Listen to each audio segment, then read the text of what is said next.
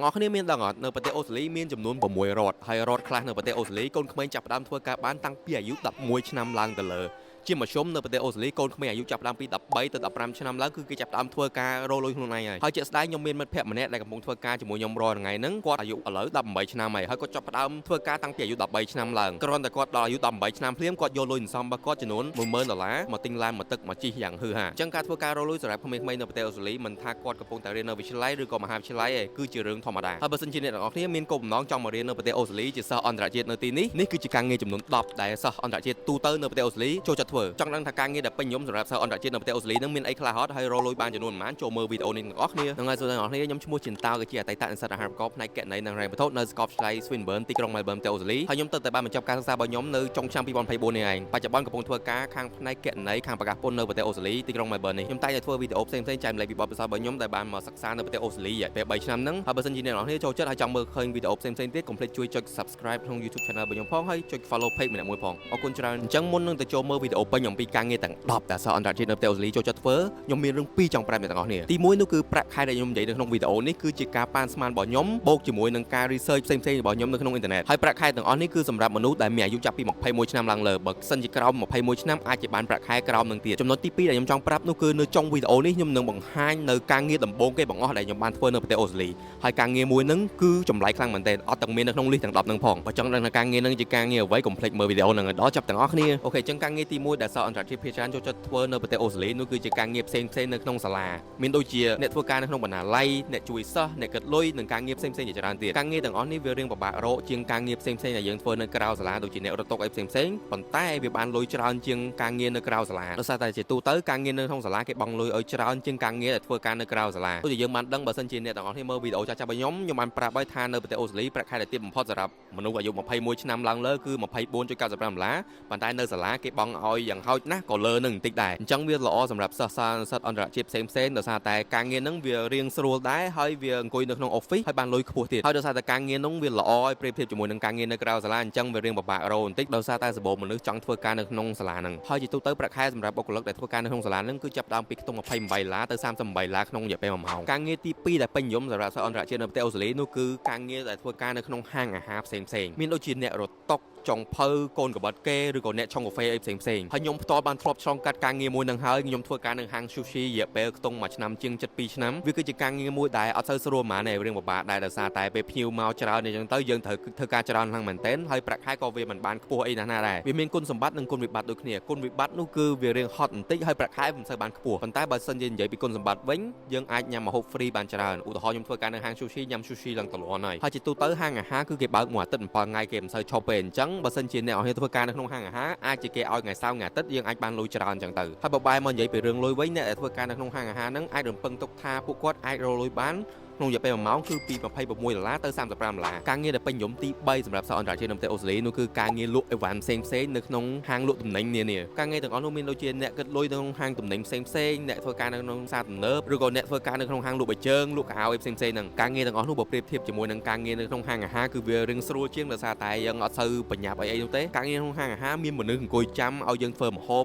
លើកឲ្យគេតែបើយើងមិននិយាយពីការងារនៅក្នុងហាងលក់ទំនិញផ្សេងៗទាំងអស់នេះវារៀងស្រួលជាងបន្តិចដោយសារតែអត់មានសម្ពាធពីមនុស្សរងចាំយើងនោះទេលុះត្រាតែអ្នកទាំងអស់គ្នាធ្វើការនៅកន្លែងគិតលុយនៅក្នុងហាងមួយដែលរវល់ខ្លាំងនឹងប្រហែលជាមានសម្ពាធតិចតួចហើយហាងដែលអ្នកទាំងអស់គ្នាអាចរកការងារទាំងអស់នេះបានមានដូចជាផ្សារទំនើប Coles, Woolly, Aldi ឬក៏ធ្វើការនៅក្នុងហាងមួយឈ្មោះ Kmart លក់ទំនិញផ្សេងៗមានច្រើនប្រភេទមែនទែនឬក៏អ្នកទាំងអស់គ្នាអាចធ្វើការនៅក្នុងហាងលក់គ្រឿងអេឡិចត្រូនិកផ្សេងៗដូចជា JB Hi-Fi ឬក៏ Harvey Norman នៅក្រៅខ្នងខ្ញុំនេះមាន JB Hi-Fi មួយដែរហើយនេះក៏ជាការងារមួយដែលខ្ញុំបានធ្វើនៅពេលដែលខ្ញុំកំពុងរៀនបណ្ដាសិក្សាបណ្ដានឹងដែរតែមកនិយាយពីប្រាក់ខែវិញជាទូទៅអ្នកដែលធ្វើការនៅក្នុងហាងលក់ទំនិញនានាដែលខ្ញុំបាននិយាយហ្នឹងជាទូទៅប្រាក់ខែគេបាននៅក្នុង1ម៉ោងខ្ទង់ពី$26ទៅ$32ក្នុង1ម៉ោងហើយបើយើងធ្វើការថ្ងៃសៅរ៍គេឡើងឲ្យ25%បើយើងធ្វើការថ្ងៃអាទិត្យគេឡើងឲ្យ50%ហើយបើយើងធ្វើការថ្ងៃច័ន្ទនិងថ្ងៃសុក្រធម្មតាប៉ុន្តែបើយើងធ្វើការចាប់ពីម៉ោង6ឡើងរហូតដល់ម៉ោង11 12យប់គេឡើងឲ្យ25%ដូចថ្ងៃសៅរ៍អញ្ចឹងបើនិយាយពីរឿងលុយវាមិនច្រើនណាស់ណាទេប៉ុន្តែក៏វាមិនតិចដែរហើយវាការងារវាបើប្រៀបធៀបជាមួយនឹងហាងអាហារវាស្រួលជាង ឆ្ងាយដែរការងារទី4ដែលពេញនិយមចំពោះសិស្សអន្តរជាតិនៅប្រទេសអូស្ត្រាលីនោះគឺការងារជាអ្នកអនាម័យអ្នកសម្អាតអីផ្សេងៗនៅអូស្ត្រាលីនេះមានក្រុមហ៊ុនជាច្រើនដែលជួលមនុស្សទៅឲ្យសម្អាតផ្ទះរបស់គេសម្អាតផ្សារទំនើបឬក៏សម្អាតហាងលក់អីវ៉ាន់អីផ្សេងៗហ្នឹងហើយជាទូទៅការងារជាអ្នកអនាម័យនេះគឺរកលុយបានច្រើនប្រៀបធៀបជាមួយអ្នកធ្វើការនៅក្នុងហាងអាហារឬក៏អ្នកធ្វើការនៅក្នុងហាងលក់ទំនិញនានាហើយចំពោះការងារជាអ្នកអនាម័យនេះគឺគេអត់សូវត្រូវការយើងឲ្យមានសញ្ញាបត្រអីច្រើននោះទេគឺត្រូវការឲ្យយើងមានកម្លាំងហើយចូលចិត្តសម្អាតទៅបានហើយប្រាក់ខែជាទូទៅសម្រាប់អ្នកអនាម័យនៅប្រទេសអូស្ត្រាលីគឺបានខ្ទង់$27ក្នុង1ម៉ោងទៅ$35ក្នុង1ម៉ោងបើប្រៀបធៀបជាមួយការងារផ្សេងគឺលើការងារផ្សេងរៀងគួរសមដែរការងារដែលពេញនិយមទី5សម្រាប់សិស្សអន្តរជាតិនៅប្រទេសអូស្ត្រាលីនោះគឺ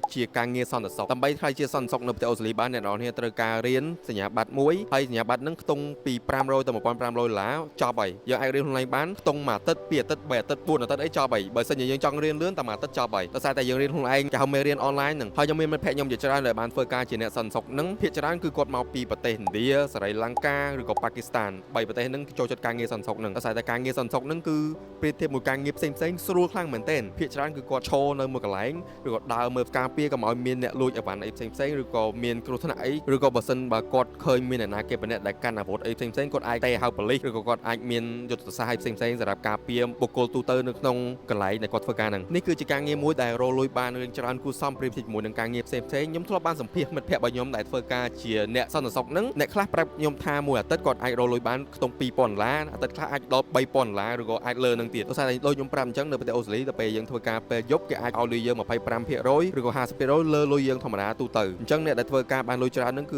ភាគច្រើនគាត់ធ្វើការជាសន្តិសុខពេលយប់ឧទាហរណ៍ថាធ្វើការម៉ោង12យប់រហូតដល់ម៉ោង7ព្រឹកឬក៏ម៉ោង8ព្រឹកអីចឹងទៅលុយរបស់គាត់ចូល2-3000ក្នុងរយៈពេលមួយអាទិត្យហ្នឹងគឺត្រូវរបស់គាត់ហើយបែរមកនិយាយពីប្រាក់ខែដែលគាត់រកបានក្នុងរយៈពេល1ម៉ោងវិញជាទូទៅប្រាក់ខែដែលគាត់រកបានគឺខ្ទង់$28ទៅ$36ក្នុងរយៈពេល1ម៉ោងហើយនេះគឺជាម៉ោងធម្មតាខ្ញុំអត់បាននិយាយពីពេលយប់ថ្ងៃសៅរ៍ថ្ងៃអាទិត្យនោះទេបើសិនគាត់ធ្វើពេលយប់ឬក៏ថ្ងៃសៅរ៍ថ្ងៃអាទិត្យដឹងតែលើហ្នឹងហ្មងជួនកាលក្នុងរយៈពេល1ម៉ោងអាចលើ$50ទៀតដោយសារតែគេគិតថាការងារនេះគឺជាការងារមួយដែលគ្រោះថ្នាក់បថយជីវិតចឹងបានគេឲ្យលុយរឿងច្រើនប្រៀបធៀបជាមួយនឹងការងារផ្សេងការងារដែលពេញនិយមទី6នោះគឺជាការងារដឹកជញ្ជូន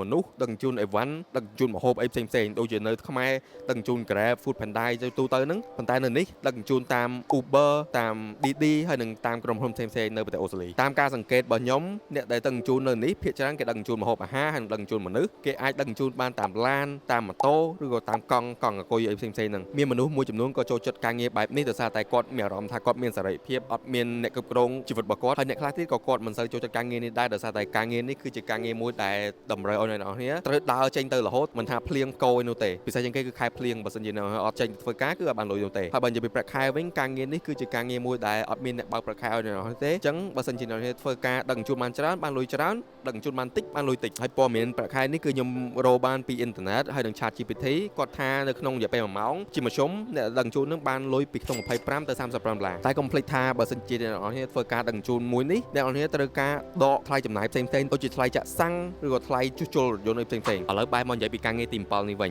ការងារទី7នេះខ្ញុំមិននិយាយថាវាពេញនិយមសម្រាប់សិស្សអន្តរជាតិនៅប្រទេសអូស្ត្រាលីនោះទេប៉ុន្តែសិស្សអន្តរជាតិនៅប្រទេសអូស្ត្រាលីខ្លះគាត់បានធ្វើហើយអ្នកខ្លះក៏អាចធ្វើបានដែរគឺការងារជាគ្រូបង្វឹកនៅក្នុងក្លឹបហាត់ប្រាណនេះគឺជាការងារមួយសម្រាប់មនុស្សមួយចំនួនទូចដែលគាត់មានសាច់ដុំឬក៏គាត់អាចធ្វើការហាត់ប្រាណបានដោយខ្លួនឯងគាត់មានចំណេះដឹងជាច្រើនពាក់ព័ន្ធជាមួយនឹងការហាត់ប្រាណការងារនេះគឺជាការងារមួយដែលប្រើចំណេះដឹងកម្លាំងនិងខួរក្បាលអ្នកធ្វើការផ្នែកនេះគាត់មានជម្រើស2ជម្រើសទី1គឺគាត់ធ្វើការឲ្យក្លឹបហាត់ប្រាណផ្សេងហើយជម្រើសទី2គឺគាត់ចេញមករកស៊ីរកមើលកូនសិស្សប្រហាត់ខ្លួនឯងជាទូទៅបើសិនជាគាត់ធ្វើការឲ្យគេនៅក្នុងក្លឹបហាត់ប្រាណធំផ្សេងហ្នឹងគឺគេបើកលុយឲ្យគាត់ខ្ទង់ពី1ម៉ោង$30ទៅ$40ប៉ុន្តែបើគាត់ចេញមកធ្វើការខ្លួនឯងវិញរកមើលកូនសិស្សខ្លួនឯងវិញក្នុង1ម៉ោងគាត់អាចយកគេពីខ្ទង់$50ទៅ$100ការងារទី8ដែលសិស្សអន្តរជាតិនៅប្រទេសអូស្ត្រាលីអាចធ្វើបាននោះគឺជាការងារផ្នែកលក់ស៊ីកំឆុងផងស៊ីប្រាក់ខែផងការងារមួយនេះគឺវាស្រដៀងនឹងការងារទី3ដែលខ្ញុំបាននិយាយមុនហ្នឹងប៉ុន្តែវារៀងខុសគ្នាបន្តិចដោយសារតែការងារនេះខ្ញុំផ្ដោតទៅលើខាងលក់សតខាងលក់ហ្នឹងគឺមានច្រើនប្រភេទអ្នកខ្លះលក់សេវាកម្មឧទាហរណ៍ថាលក់សេវាកម្មខាងការទូរស័ព្ទដូចប្រៀបធៀបនៅខ្មែរដូច Cell Card Smart អីចឹងប៉ុន្តែនៅនេះគឺគេលក់សេវាកម្មខាងផ្នែកទូរស័ព្ទហ្នឹងឲ្យក្រុមហ៊ុនផ្សេងដូចជា Vodafone, Telstra ហើយនិងក្រុមហ៊ុនផ្សេងច្រើនទៀតអ្នកធ្វើការនៅក្នុងហាងទាំងអស់ហ្នឹងគឺគាត់បានប្រាក់ខែផងហើយគាត់បានកុំមិស្សិននៅអ្វីឲ្យគាត់លក់ផងហើយមានហាងផ្សេងច្រើនទៀតដែលត្រូវការបុគ្គលិកផ្នែកខាងលក់នេះផងដែរដូចជា JB Hi-Fi លក់គ្រឿងអេឡិចត្រូនិកអ្នកខ្លះទៀតគាត់ធ្វើការផ្នែកខាងលក់អចលនទ្រព្យដូចជាលក់ផ្ទះលក់ដីធ្លីអីជាដើមហើយអ្នកខ្លះទៀតគាត់លក់ម៉ាស៊ីនបូមធូលីឬក៏អញ្ជីងថ្លឹងគីឡូអីផ្សេងគាត់ដើរគោះទ្វារតាមផ្ទះហើយលក់របស់ទាំងអស់ហ្នឹងបើតាមការគិត ចិត្តរបស់ខ្ញុំការងារមួយនេះវាអត់សូវស្រួលប៉ុន្មាននោះទេដោយសារតែត្រូវការឲ្យអ្នកទាំងអស់គ្នាពូកែខាងបញ្ចុះបញ្ចូលគេត្រូវការនិយាយច្រើនប៉ុន្តែអ្នកខ្លះវិញគាត់ចូលចិត្តខាងនិយាយហើយគាត់បកកែខាងលក់ហ្នឹងគឺគាត់ទៅខាងហ្នឹងគឺត្រូវហើយជាក់ស្ដែងខ្ញុំមានមិត្តភក្តិខ្ញុំម្នាក់គាត់ធ្វើការខាងលក់ទឹកអប់ហ្នឹងគាត់បកកែនិយាយហើយគាត់មានជំនាញខាងលក់ហ្នឹងល្អខ្លាំងមែនទែនហើយប្រាក់ខែគាត់ក៏បានច្រើនគួរសមដែរខ្ញុំអត់ដឹងថាបានប៉ុន្មានទេដឹងថាបានច្រើនហើយបើនិយាយពីរឿងលុយវិញតាមការស្រាវជ្រាវរបស់ខ្ញុំអ្នកដែលធ្វើការខាងផ្នែកលក់នេះអាចបានខ្ទង់ពី1ម៉ោង$26ទៅ$32ហើយមានលុយកុំម្ឆុងពីលើនឹងទៀតចឹងបានន័យថាចំពោះអ្នកដែលចង់អភិវឌ្ឍជំនាញក្នុងការនិយាយជំនាញក្នុងការលក់ឬក៏អ្នកដែលកំពុងតែពូកែខាងផ្នែកនិយាយខាងផ្នែកលក់នឹងហើយគួរតែទៅផ្នែកហ្នឹងដោយសារតែអ្នកនរគ្នាអាចរកលុយបានច្រើនពីការងារមួយនេះការងារទី9នោះគឺជាការវឹកហាត់ការងារអង់គ្លេសគេហៅថា internship ការវឹកហាត់ការងារនៅក្នុងហ៊ុនផ្សេងៗហ្នឹងកន្លែងខ្លះគេឲ្យលុយយើងកន្លែងខ្លះគេអត់ឲ្យលុយយើងទេគឺយើងធ្វើការគេ free យើងចង់បានបទពិសោធន៍សម្រាប់ឲ្យខ្លួនឯងរកការងារបានថ្ងៃអនាគតងាយស្រួលឥឡូវបើសិនជាអ្នកនរគ្នារៀនខាងផ្នែក accounting ដូចខ្ញុំអ្នកនរគ្នាទៅរកមើល internship ខាងផ្នែក accounting បើសិនអ្នកខ្លះគាត់រៀនខាងផ្នែក IT គាត់រក internship ខាងផ្នែក IT ហ្នឹងទៅគាត់បានបទពិសោធន៍និងជំនាញផ្សេងៗពាក់ព័ន្ធជាមួយនឹងផ្នែកហ្នឹងអញ្ចឹងវាងាយស្រួលសម្រាប់ពួកគាត់រកការងារផ្សេងៗដល់ពេលគាត់រៀនចប់ហើយនៅក្នុងកំឡុងពេលដែលអ្នកនរគ្នាហាត់ការងារហ្នឹងបើសិនជាក្រុមហ៊ុនគេមើលមកគេគិតថាយើងធ្វើការបានល្អនៅពេលដែលយើងហាត់ការងារចប់ហ្នឹងគេនឹងឲ្យការងារមកយើងនោះយើងនឹងក្លាយជាបុគ្គលិករបស់គេបានលុយបានប្រាក់ខែពីគេហើយនេះគឺជាការងារមួយដែលល្អខ្លាំងមែនទែនហើយខ្ញុំលើកទឹកចិត្តឲ្យអ្នកទាំងអស់គ្នាព្យាយាមរកការងារមួយហ្នឹងបើទោះបីជាការងារនេះរៀងពិបាករកបន្តិចប៉ុន្តែខ្ញុំលើកទឹកចិត្តឲ្យអ្នកទាំងអស់គ្នាខិតខំព្យាយាមស្វែងរកវាបើសិនជាអ្នកនរគ្នារកបានវាល្អខ្លាំងមែនទែនសម្រាប់អនាគតរបស់អ្នកនរគ្នាបើសិនជាអ្នកនរគ្នាចង់ធ្វើការនៅក្នុងផ្នែកដែលអ្នកនរគ្នាកំពុងរៀនហ្នឹងបើនិយាយពីប្រាក់ខែវិញដូចខ្ញុំបាននិយាយអញ្ចឹងកន្លែងខ្លះគឺគេអត់ឲ្យលុយយើងទេគឺ0ប៉ុន្តែកន្លែងខ្លះវិញគេអាចឲ្យលុយយើងរហូតដល់1ម៉ោង$30ឬក៏អាចលើនឹងទៀតការងារចុងក្រោយសម្រាប់សិស្សអន្តរជាតិនៅប្រទេសអូស្ត្រាលីដែលអ្នកនរគ្នាអាចធ្វើបានបើសិនជាអ្នកនរគ្នារៀនប្រកែឬក៏ឆ្លាតនៅក្នុងមុខជំនាញមុខវិជ្ជាណាមួយគឺ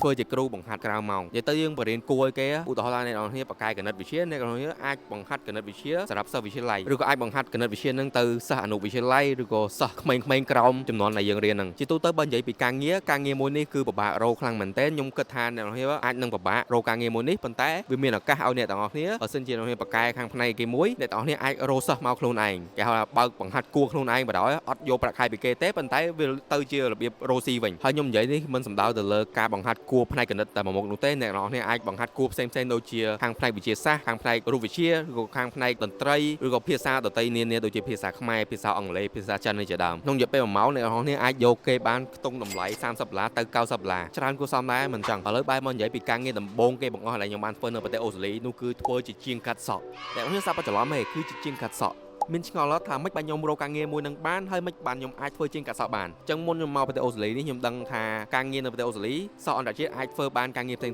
ៗតែខ្ញុំអត់មានជំនាញអីទាំងអស់អញ្ចឹងមុនខ្ញុំមកខ្ទង់រយៈពេល3ទៅ4ខែខ្ញុំបានទៅហាត់កាត់សក់ជាមួយគ្រូខ្ញុំម្នាក់នៅខេត្តបាត់ដំបងដោយសារតែខ្ញុំគឺជាអ្នកខេត្តបាត់ដំបងអញ្ចឹងខ្ញុំបានទៅរៀនជំនាញកាត់សក់មួយនេះមកពីគាត់ហើយខ្ញុំមកដល់ប្រទេសអូស្ត្រាលីហ្នឹងគឺខ្ញុំមានជំនាញកាត់សក់មួយហ្នឹងហើយខ្ញុំមកអូស្ត្រាលីភ្លាមហ្នឹងខ្ញុំមិនអាចនិយាយបានថាខ្ញុំអាចរៀនបាន100%នោះទេដោយសារតែពេលវេលាកាលហ្នឹងគឺខ្លីខ្លាំងមែនទែនសម្រាប់ឲ្យខ្ញុំសិក្សាផ្នែកកាត់សក់មួយហ្នឹងប៉ុន្តែដល់ពេលមកដល់អូស្ត្រាលីខ្ញុំចង់បានលុយខ្ញុំអត់ដឹងថាទៅណាហើយខ្ញុំបានជំនាញមួយហ្នឹងកាត់សក់ចេះបានតិចតួចហើយអញ្ចឹងវិធីដែលខ្ញុំរកការងារមួយហ្នឹងបានគឺខ្ញុំទៅកាត់សក់ខ្លួនឯងដោយសារខ្ញុំមកបានជិត1ខែសក់ខ្ញុំវែងខ្ញុំទៅរកមើលកន្លែងកាត់សក់អញ្ចឹងខ្ញុំទៅកាត់សក់ហើយខ្ញុំនិយាយជាមួយនឹងជាងកាត់សក់មួយហ្នឹងខ្ញុំប្រាប់គាត់ថាខ្ញុំកំពុងតែរកការងារហើយខ្ញុំចេះកាត់សក់មកពីខ្មែរមកមុនមកនេះខ្ញុំបានហាត់រៀនកាត់សក់ហើយខ្ញុំសួរគាត់ថាគាត់រកបានការងារហ្នឹងមកពីណាជាងកាត់សក់មួយហ្នឹងគាត់បានឲ្យលេខមេរបស់គាត់មកខ្ញុំហើយខ្ញុំបានទេទៅមេរបស់គាត់ហ្នឹងប្រាប់គាត់ថាខ្ញុំអាចកាត់សក់បានខ្ញុំកំពុងរកការងារធ្វើជាជាងកាត់សក់ដូចជា2 3ថ្ងៃក្រោយមកគាត់ហៅខ្ញុំទៅសម្ភាសខ្ញុំយក resume របស់ខ្ញុំទៅឲ្យគាត់មើលហើយគាត់ឲ្យការងារមកខ្ញុំបដ ដោយសារតែគាត់កំពុងខ្វះជាងកាត់សក់ដែរហើយនេះគឺជាអ្វីមួយដែលខ្ញុំមានមោទនភាពចំពោះខ្លួនឯងដែរដោយសារតែខ្ញុំមកពីស្រែទេអត់សូវស្គាល់ស្រុកគេហ្មងទេ